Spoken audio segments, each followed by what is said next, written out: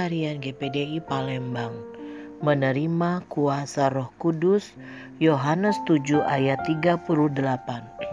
Barang siapa percaya kepadaku, seperti yang dikatakan oleh kitab suci, dari dalam hatinya akan mengalir aliran-aliran air hidup.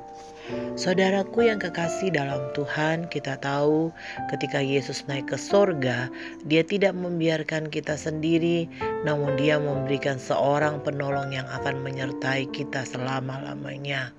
Kehadiran Roh Kudus membawa kekuatan untuk pekerjaan Tuhan, sehingga setan mulai masuk ke dalam pikiran dan hati manusia, karena setan gentar sekali dengan pelayanan-pelayanan yang dipenuhi dengan Roh Kudus. Sebagai anak-anak Tuhan, kita harus menerima kuasa Roh Kudus secara pribadi dan mengundang Dia masuk dalam hidup kita. Karena Roh Kudus adalah Allah itu sendiri yang diberikan kepada manusia, sehingga manusia mampu berjalan dalam kehendak Tuhan dan senantiasa taat kepadanya. Saudara yang kekasih, bagaimana kita bisa menerima Roh Kudus dan memiliki pengalaman dengan Roh Kudus? Yang pertama, ada kehausan dalam diri kita. Orang yang haus akan melakukan apa saja untuk dia minum. Kehausan di sini bukan kehausan akan mujizat, berkat ataupun kehausan akan hal-hal duniawi, namun kehausan akan kehadiran Roh Kudus. Kehausan ingin mengenal, memahami, dan mengetahui lebih jauh lagi tentang Roh Kudus. Yang kedua, datang pada Yesus. Datang pada Yesus dan minta agar kita dipenuhi dengan Roh Kudus dan mengalami pengalaman-pengalaman yang indah bersama Roh Kudus. Minta penuh dengan kerinduan agar Roh Kudus masuk dalam hati serta memenuhi kita, sehingga kita selalu berjalan bersama Roh Kudus. Yang ketiga, adanya tindakan iman.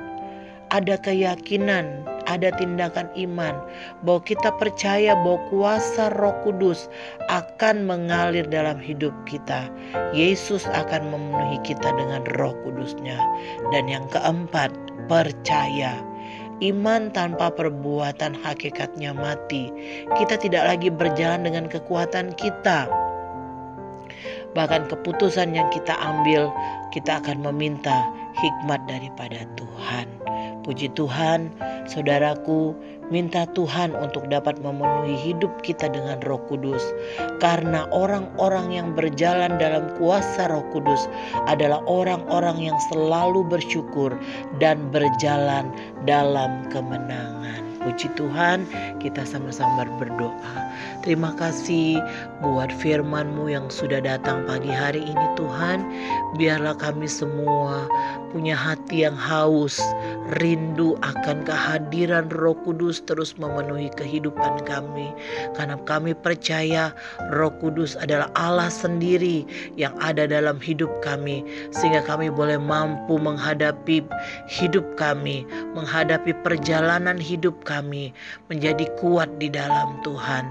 Biarlah Tuhan, Roh Kudus tetap ada di dalam hidup kami sekarang dan selamanya. Kami bersyukur buat firman-Mu pagi hari ini dalam nama Tuhan Yesus. Haleluya. Amin.